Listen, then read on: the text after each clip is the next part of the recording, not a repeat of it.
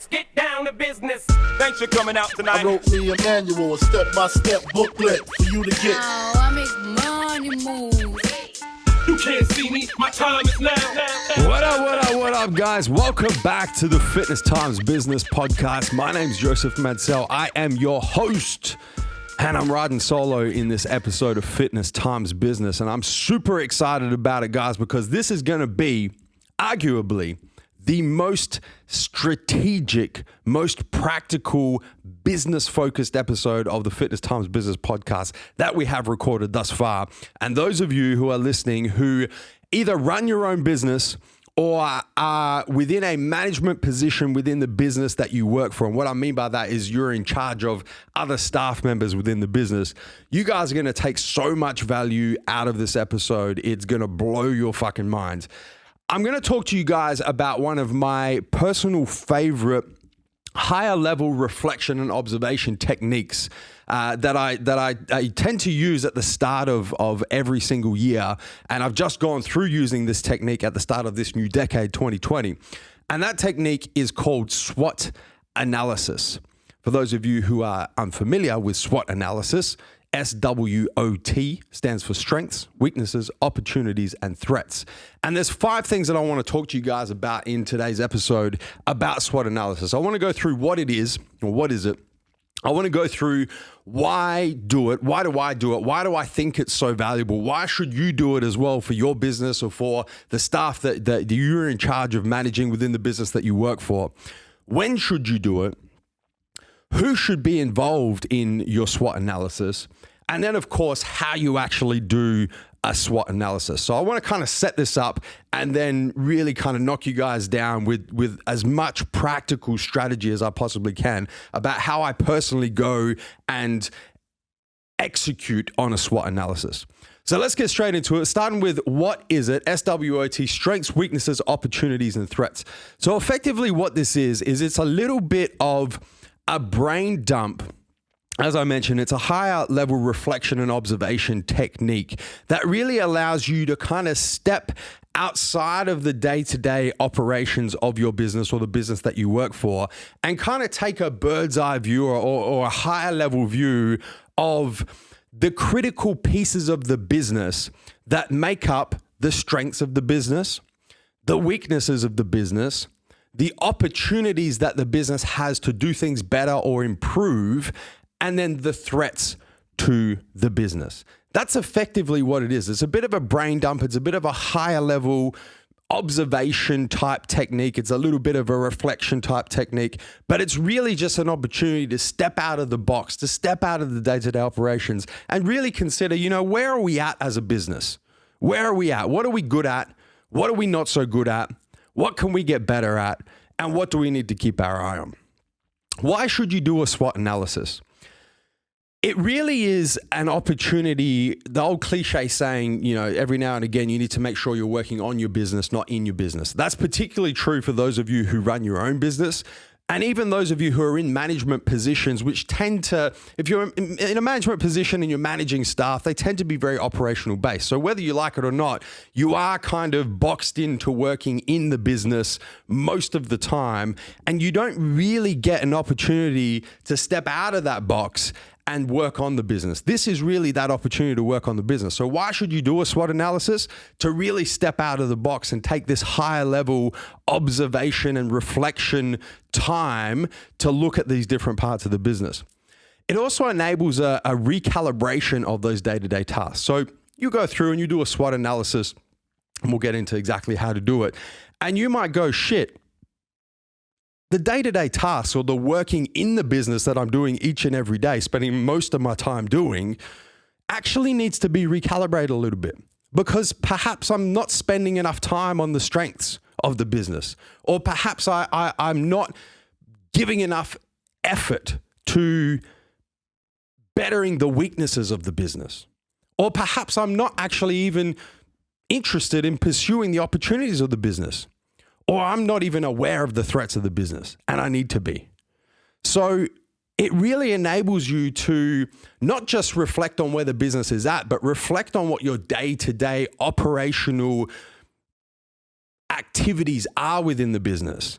and really start to question those and go, are these really the operational day-to-day things that we need to be doing to take the business to the next level or protect the business from competition or whatever the situation may be?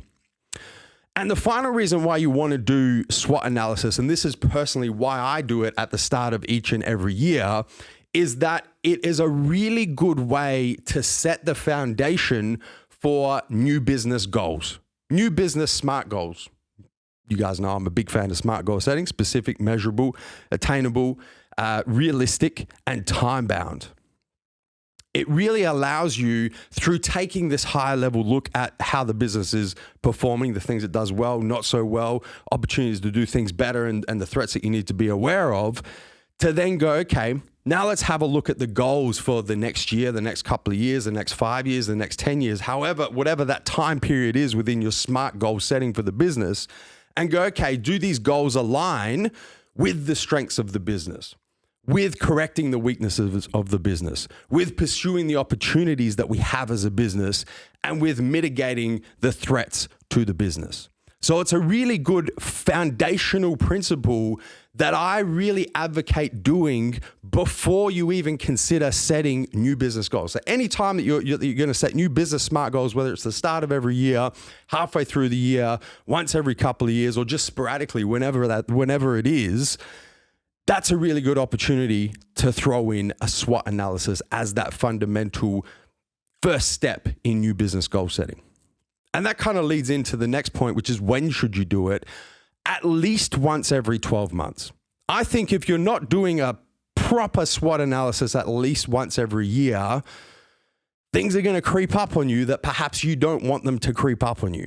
Weaknesses are going to become a little bit too weak to possibly be corrected.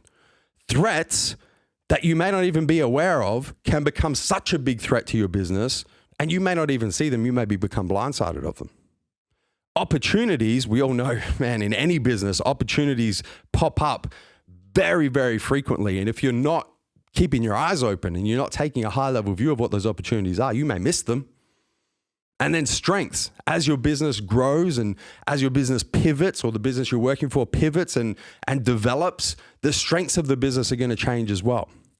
So I'm a big fan of doing this at least once every 12 months. I personally do it once every 12 months at the start of each and every year before I set the new business goals for that particular year. If you're not interested in doing it once every 12 months, do it before you set any new business goals. If your business goal setting period is 5 years, do it before you set those new business goals. If your business goal setting period is once every 3 months, do a SWOT analysis quite quickly, because not a lot of things are going to change too much in 3 months, but do a brand new SWOT analysis before you set those new business goals. Who should be involved in your SWOT analysis? Now, this is probably one of the most important parts. Any staff that report directly to you should be involved in your SWOT analysis. Any staff that you're directly responsible for should be involved in your SWOT analysis. So let me give you an example. When I run a SWOT analysis here, I have all of my high-level managers contribute to that SWOT analysis. I have my retail operations manager, my warehouse manager, my office manager, my wholesale business manager, my media and IT manager, my business development manager, my project manager, my written content manager, and my apparel manager all contribute to the SWOT analysis, because those are the managers that report directly to me. If you're a manager yourself, for example, our retail operations manager is responsible for all of the staff that work in the retail side of the business. The SWOT analysis should be done and contributed to by every staff member that works in the retail part of the business. Why do you want all of the staff members who report directly to you to be involved in your SWOT analysis? Two main reasons. The first reason is because often they're going to see things that you don't see. That's why you employed them in the first place. They're doing particular operational based duties that you don't do. You're a manager. You're not necessarily, if you look at the retail operations of a particular business, in the retail stores each and every day on the retail floors. The wholesale side of the business, you're not a sales rep on the road talking to customers. You're a wholesale business manager. media and IT manager. You're not editing videos every day. You're not producing content every day. You're managing the people who do. So often, those people who do, who are involved in the very nitty-gritty day-to-day operations, are going to see things that as a manager yourself, you don't see. And I get this a lot. There's a lot of shit as a business owner that I miss because I'm not in the day-to-day, every little piece, every little nitty-gritty part of the business. That's why I employ people to do particular jobs. That's why I want them to be involved in the SWOT analysis, because they're going to see things through their perspective, through their eyes, that I'm just simply not going to be able to see. The second reason why is because we're using the SWOT analysis as the foundation to set our new business goals. This is a really good point to get buy-in from your team. You're going to be setting business goals for each person that reports to you to go and execute on your behalf with your assistance. So you need to have them on board as to where those goals are coming from, why they're being set, and what you're trying to achieve as a team. This is what builds company culture. So getting your staff involved in the SWOT analysis gives them buy-in right from a fundamental point of the goal-setting process. It makes them feel like they're part of the team. They are part of the team. It reinforces that they're part of that team. It gives them buy-in into identifying the strengths, weaknesses, opportunities, threats, and then gives them buy-in when they see what the new business goals are, where those business goals have come from, why you're pursuing those business goals, and what the outcomes of achieving those business goals are going to be. So how do you do it? We've spoken about what, why, when, who. How do you actually go about executing a SWOT analysis? What I like to do is I like to use a whiteboard. I get a big ass fucking whiteboard and I split that whiteboard into 4 quadrants. Straight down the middle, top to bottom, left to right, strengths in the top left, weaknesses in the top right, opportunities in the bottom left, threats in the bottom right. And then I get buy-in from all of my managers, all of the staff that report directly to me, get them all in a room, sometimes together, other times one by one, and I get their opinions. Guys, let's focus. Let's put the strengths hat on. Let's focus on the strengths. Let's then swap hats. Let's go to weaknesses, swap hats, go to opportunities, swap hats, go to threats. So what are the strengths? What are strengths? What goes in this part of the whiteboard? What goes in this quadrant? These are things that as a business or as a business unit, you are good at. These are the things that set you apart from the competition. These are the strengths that if you continue to triple down on these strengths, they're going to make your business stronger. They're going to continue to set you apart from your competition. They're going to continue to lead to future business growth. That's what a strength is. Things you're good at that set you apart from the competition, your strengths that if you triple down on them will continue to make your business stronger and continue to make your business grow. Weaknesses. Now there's a couple of little nuances here that you guys, I want you to pay particular attention to when we define weaknesses, opportunities, threats, because there can be a lot of overlap between these 3. Weaknesses are things that are within your control that you must get better at. Things that are within your control that you must get better at. This means that with focused, executed effort, you can correct these weaknesses and turn them into strengths. That's what a weakness is. And you must do this because if you don't, this weakness is going to very quickly become a threat to your business. So weaknesses are things that are within your control as a business, so you have the ability and the resources to correct them and turn them into strengths that you must get better at. These are urgent. These have to get done. You have to improve. Opportunities. Once again, things that are within your control as a business, so you have the ability and the resources that you can get better at. Not you must, because if you don't, you're going to be up shit creek. These are things that you can get better at. I like to use an analogy to differentiate between weaknesses and opportunities, because a lot of people will have things that they think fall into both columns. And a lot of times they kind of can. This is the analogy I like to use. I like to think of a bucket, and the bucket's full of water. There's holes in the bottom of the bucket. You're trying to fill the bucket up with water, but there's holes in the bottom. So water is continuously falling out of this bucket. Those are your weaknesses. The holes in the bottom of the bucket are your weaknesses. You must plug them up. You must correct them, or else you're going to lose way too much fucking water at the bottom of that bucket. Opportunities are a hose that's pouring water into the top of the bucket. So you can see with this analogy, if you don't plug those holes, you can continue to pursue opportunities until the fucking cows come home. You're going to continue to lose water at the bottom of that bucket, and that bucket is never going to get full of water. I like this analogy because then when it comes to actually setting goals, and I'll talk about this in depth in a second, but when it comes to actually setting goals, you have to prioritize fixing your weaknesses before you even consider looking at pursuing opportunities. You have to plug those holes in the bottom of the bucket before you turn up the hose pressure and continue to fill that bucket up. So opportunities, things within your control that you can get better at. Not must, can. There's an opportunity to get better once the weaknesses have been taken care of. And then finally, threats. Threats are things outside of your realm of control that you should try and mitigate as best you can. So often threats, you don't have the ability or the resources to correct. Best type of example of a threat are some direct competitors to your business.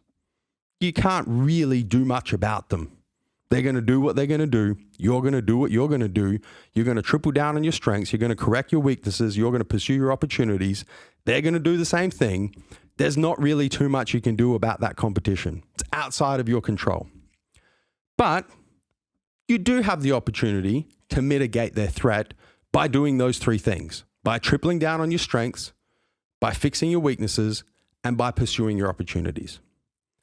So that's how I like to think about threats. Things that are outside of your control that you should try and mitigate by tripling down on your strengths, correcting your weaknesses, pursuing your opportunities. So that's how we define strengths, weaknesses, opportunities, threats. It's important that you guys understand that. And because you're getting buy-in from the staff that report directly to you, it's important that you explain that to them as well. Or else you're going to end up with things in the weakness quadrant that are actually opportunities, things in the opportunity quadrant that are actually weaknesses, things in weaknesses that should be threats, things in threats that should be weaknesses, things in threats that should be opportunities. It's just going to be a complete fucking mess. So you need to be very specific about what constitutes a strength, things you're good at that set you apart, that you need to triple down on. What constitutes a weakness, things within your control that you must get better at, things that constitute an opportunity, things that are within your control that you can get better at once the weaknesses have been taken care of, and threats, things outside of your control that you should try to mitigate by tripling down on your strengths, correcting your weaknesses, and pursuing your opportunities.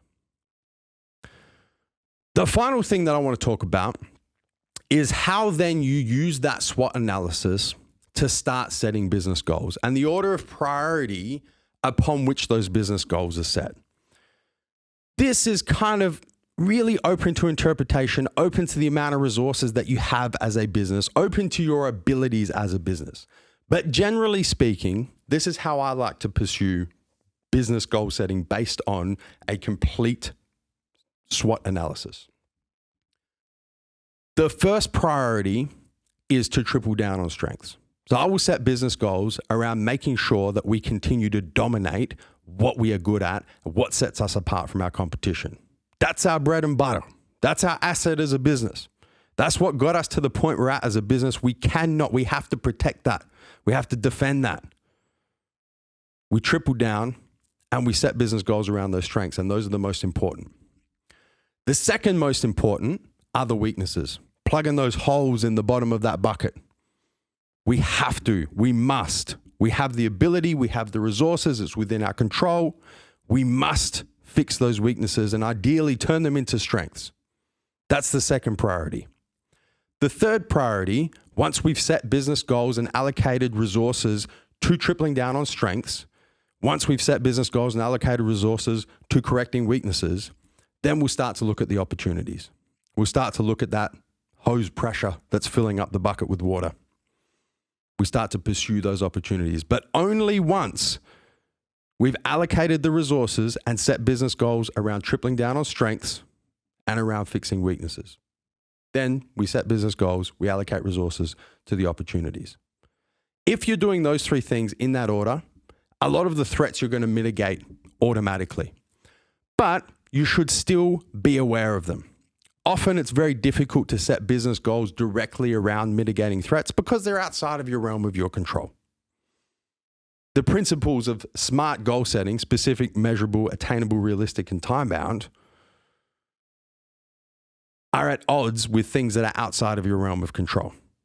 You can't set achievable goals around things that you don't have the resources or the ability to control.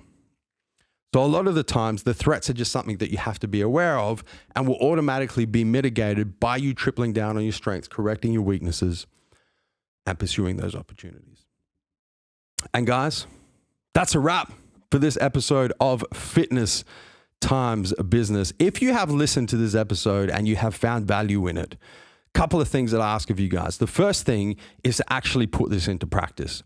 The main reason why I put this content out, the main purpose of the Fitness Times Business podcast is to give you guys as much inspirational, practical, strategic, real life advice that you can go and apply to your own life and achieve kick-ass fucking results. So if you listen to this podcast, you own your own business, you're in a management position for someone else's business, or you're in a position where this sort of strategy, this higher level reflection and observation strategy as a fundamental principle for setting goals is going to benefit you. The first thing I ask is that you actually go and put it into practice. Start this podcast again, get out a pen, paper, pad, start taking fucking notes and go and put this shit into practice.